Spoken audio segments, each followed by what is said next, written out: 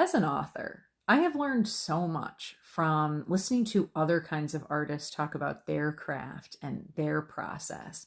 And this happened recently with a blacksmith who said something so beautifully poetic, but it also reminded me of some of the best advice I've ever heard, not just as a writer, but as a human.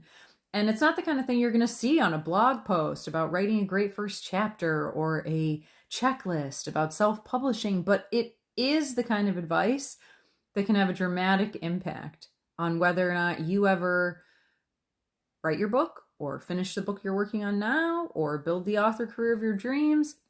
So I wanted to pass it on in his words because they were just chef's kiss. And you can picture the whole blacksmith setup, right? He's got the bellows going, he's blowing air on the coals to keep the coals hot. So if he puts the iron in the fire, the iron gets hot. You know how it goes.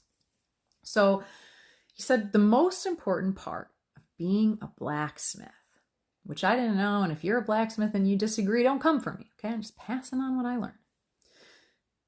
He said the most important part of being a blacksmith is learning to manage the fire.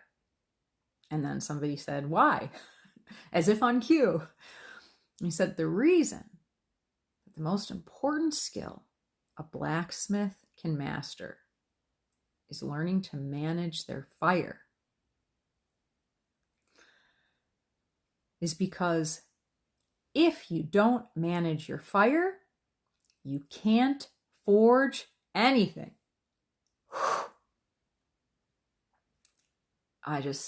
Lightning struck me in place when he said that. And because I know it's true. I know it's true.